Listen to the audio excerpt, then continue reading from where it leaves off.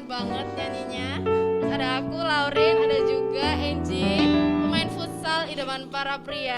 Terus ada juga our one and only pemain biola yaitu Cici Olive. Dan sama teacher Paulus yang paling kece. Ya, kita bertemu lagi pada Chapel hari ini. Gak terasa kita udah 3 minggu melakukan pembelajaran online. Kita harus terus semangat. Oke, kita harus terus semangat kan guys? Oke. Sebelum kita mulai chapel hari ini, mari kita berdoa. Tuhan, terima kasih karena pagi ini Engkau sudah mengumpulkan kami bersama-sama untuk mulai chapel ini. Tuhan, tolong sertai chapel ini dari awal, pertengahan hingga akhirnya, supaya bisa berjalan dengan lancar. Terima kasih Tuhan, dalam nama Tuhan Yesus, amin.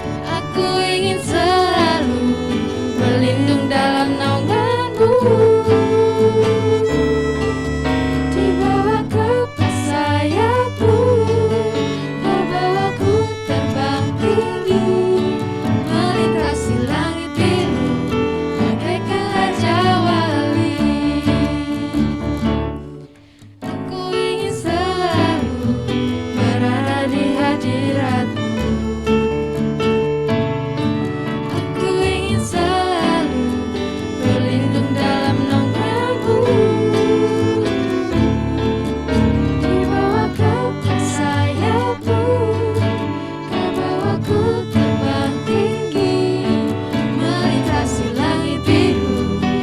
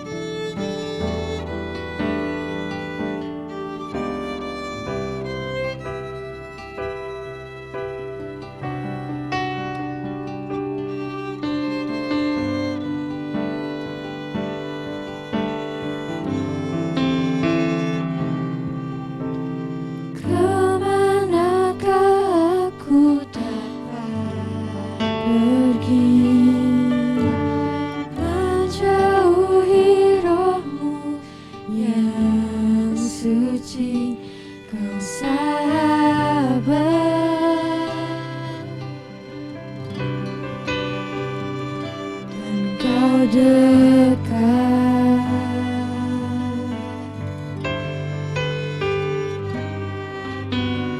Bahkan seluruh pengabdianku tak bisa membalas kesetiaanmu, sungguh mulia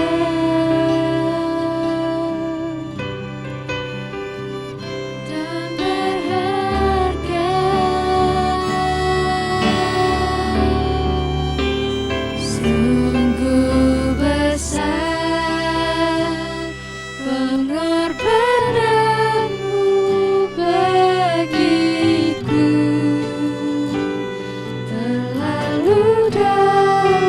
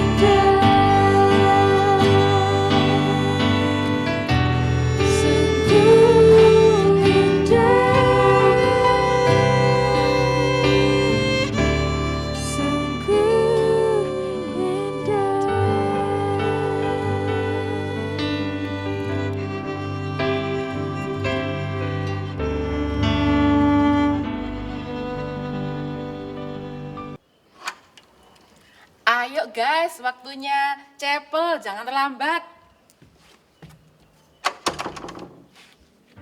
Selamat pagi.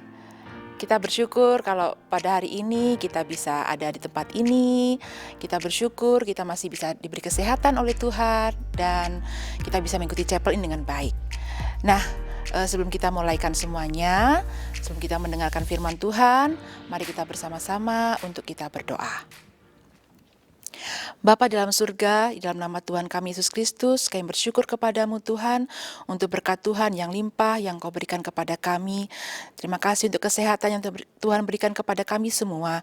Dan saat ini Tuhan, kami rindu untuk kami boleh mendengarkan firman-Mu, untuk kami boleh belajar, dan kami boleh memahami apa yang menjadi isi hati Tuhan buat kami.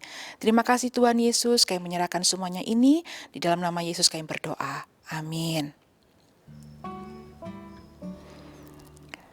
Hari ini, teacher ingin mengingatkan kepada kalian tentang materi atau firman Tuhan yang disampaikan oleh teacher Unil pada 2 Jumat yang lalu. Ya, 2 Jumat yang lalu teacher Unil sudah menyampaikan firman Tuhan tuh. Mungkin ada yang ingat dari antara kalian, atau bahkan mungkin sudah lupa. Nah, kalau mungkin ingat, ya, maka materi pada hari ini, firman Tuhan pada pagi hari ini juga akan berhubungan dengan hal tersebut, ya. Nah, pernahkah kalian merasa bahwa kalian sudah cukup untuk peduli? Merasa cukup untuk mempedulikan sekitar kalian, orang tua kalian, atau mungkin keluarga yang lainnya, teman-teman bahkan yang ada di sekitar kalian? Nah, mengapa kita perlu mengembangkan kepedulian kita itu dalam suatu komunitas? Mengapa hal itu sangat penting sekali? Mari kita bersama-sama membukanya di dalam firman Tuhan, di dalam Alkitab kita masing-masing, di dalam 1 Korintus pasal yang ke-12, ayatnya yang ke-13. Kita lihat di sana, saya akan bacakan ya. Sebab dalam satu roh kita semua, baik orang Yahudi maupun orang Yunani, baik Buddha maupun orang merdeka, telah dibaptis menjadi satu tubuh dan kita semua diberi minum dari satu roh. Jadi di sini dijelaskan bahwa kita itu adalah satu tubuh Kristus.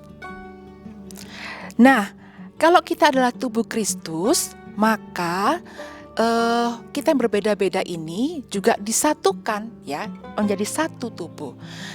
Coba kita perhatikan tubuh kita saja, ya. Tubuh kita itu terdiri dari banyak anggota. Nah, nggak ada namanya tangan itu tidak memerlukan kaki atau mata, tidak memerlukan kepala, ya, tidak ada. Semuanya perlu satu sama lain. Nah, di dalam ayat yang ke-25 di sana dikatakan bahwa di dalam ayat yang ke-25 dari 1 Korintus pasal yang ke-12, supaya jangan terjadi perpecahan dalam tubuh, tetapi supaya anggota-anggota yang berbeda itu saling memperhatikan, ya. Jadi kita harus saling perhatikan, karena itu jika satu anggota menderita, semua anggota turut menderita. Jika satu anggota dihormati, semua anggota turut bersukacita.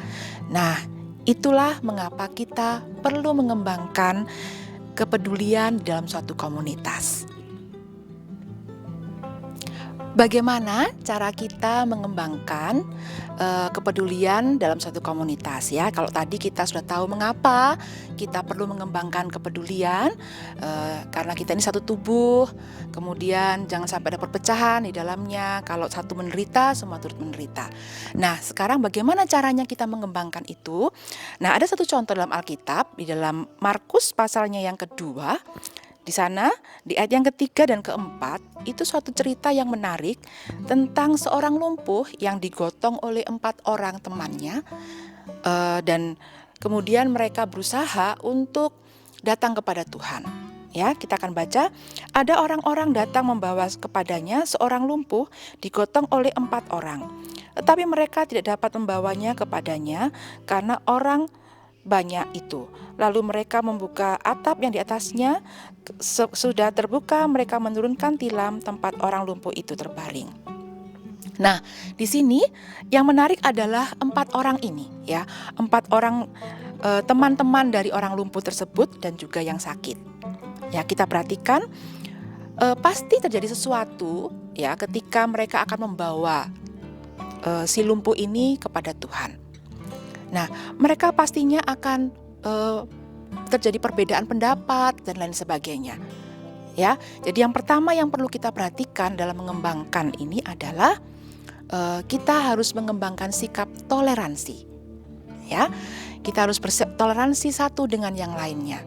Dikatakan dalam Filipi 2 ayat yang ketiga di sana bagaimana jangan ada seorang menganggap dirinya lebih besar daripada atau lebih tinggi daripada yang lainnya.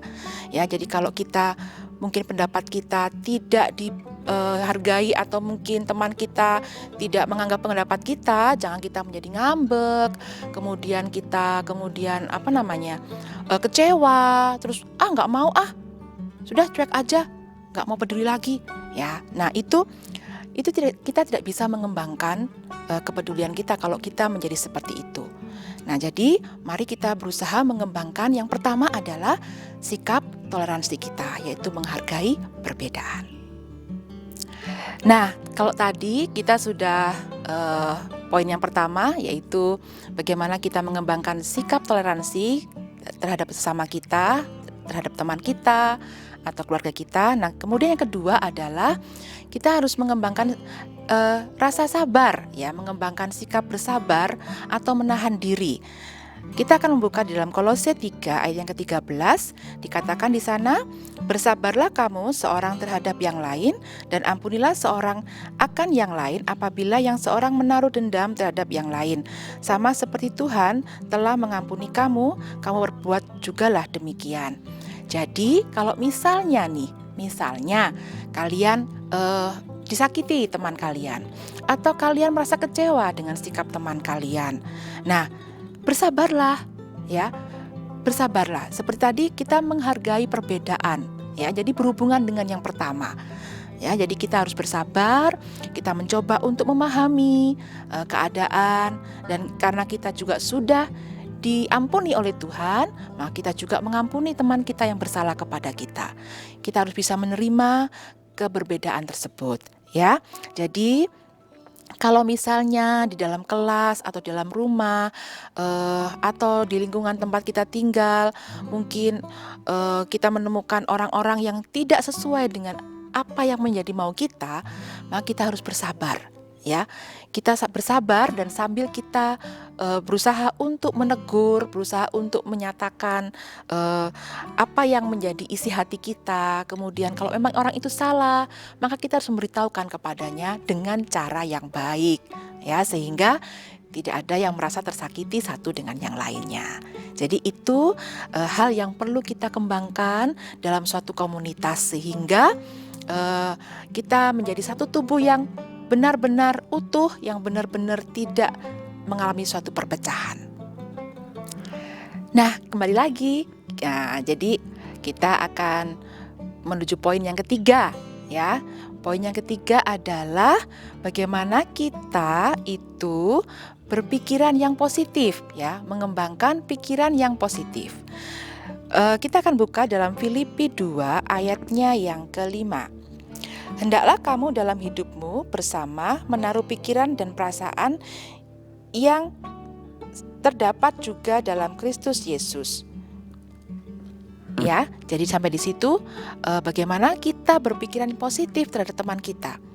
Jadi kalau misalnya sesuatu hal terjadi atau mungkin teman kita mengalami sesuatu moodnya tidak baik, terus kemudian ngomongnya juga tidak baik. Nah, kita coba untuk mengerti dia, ya, kita coba berpikiran positif. Mungkin dia sedang mengalami hari yang buruk, mungkin dia sedang mengalami sesuatu yang menyedihkan, atau mungkin kalau dia lagi bersuka cita, berarti dia sedang bersuka cita hari ini. Nah, mari kita bersama-sama untuk kita berpikiran positif terhadap teman-teman kita. Sehingga kalau kita lihat dalam 1 Timotius pasal yang ke-6, ya, kita akan buka bersama-sama 1 Timotius pasal yang ke-6 ayatnya yang ke-5, dikatakan di sana, percekcokan antara orang-orang yang tidak lagi berpikiran sehat dan yang kehilangan kebenaran, yang mengira ibadah itu adalah suatu sumber keuntungan.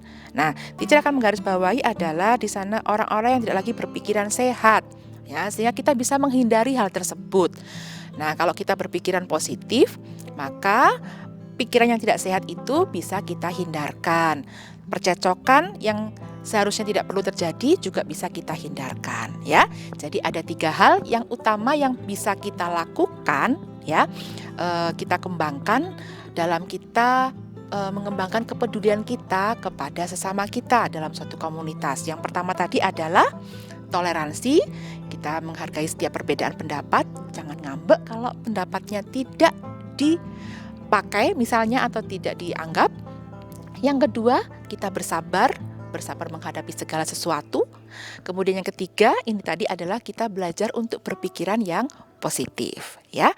Jadi mari kita bersama-sama sekarang kita mau merefleksikan diri kita. Sudahkah kita melakukan ataukah sudahkah kita semua memiliki hal tersebut, atau sudahkah kita belajar mengembangkan hal tersebut? Ya, mari kita semuanya merefleksikan diri kita di waktu yang singkat ini.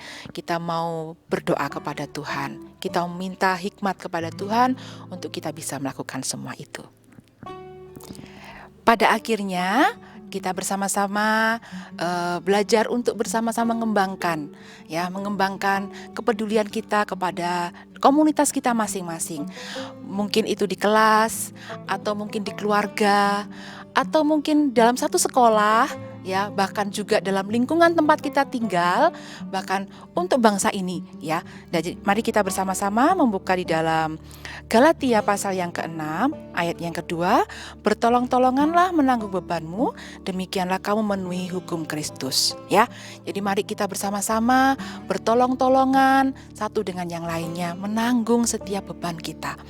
Kalau misalnya ada teman kita yang mengalami sesuatu hal, kita tidak cuek saja, tapi kita mau peduli dengan dia. Kita belajar untuk mempedulikan. Kalau yang lalu kita ketika masih offline itu ada DBL, ya, rame sekali. Nah, kemudian setiap kelas berusaha untuk peduli dengan mengirimkan anggota kelasnya untuk mendukung acara tersebut.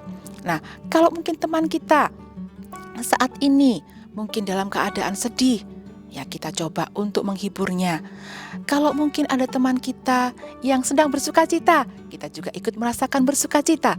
Jadi mari kita bersama-sama untuk kita benar-benar mengembangkan kepedulian kita kepada teman-teman kita, kepada keluarga kita, kepada lingkungan kita. Loh, kalau kepada lingkungan bagaimana, teacher? Loh, ya, misalnya kalian ini menemukan sampah yang bukan kalian yang membuang, mbok ya dibuang, begitu diambil sampahnya, dan jangan merasa berat hati. Loh, bukan aku yang buang loh, teacher. Nah, itu bukan sesuatu pemikiran yang baik, ya. Jadi mari kita bersama-sama untuk kita peduli satu dengan yang lainnya. Nah, sebelum chapel ini berakhir, teacher mengajak kita semua untuk berdoa. Bapa di dalam surga, di dalam nama Tuhan kami Yesus Kristus, kami bersyukur kepadamu Tuhan, kalau Engkau sudah memimpin kami dalam ibadah chapel ini dari awal hingga akhirnya. Kami menyerahkan semua dalam tangan-Mu Tuhan, dan biarlah kiranya kami benar-benar dapat menjadi pelaku-pelaku firman Tuhan, dan kami benar-benar bisa mengembangkan rasa kepedulian kami, baik itu kepada sesama kami, kepada keluarga kami, kepada sekolah kami, kepada lingkungan di sekitar tempat kami tinggal, dan juga untuk bangsa ini. Kami menyerahkan Tuhan dalam tangan-Mu. Kami berdoa kiranya Tuhan Engkau memberkati setiap kami, memberkati orang tua kami, memberkati sekolah ini, dan kiranya nama Tuhan semakin dipermuliakan. Terima kasih Bapa di surga. Kami menyerahkan semuanya ini dalam tangan-Mu Tuhan, dan di dalam nama Tuhan Yesus kami berdoa. Amin. Oke anak-anak, sampai jumpa lagi pada chapel minggu depan. Jangan lupa ya, dan jangan terlambat loh ya. Bye-bye.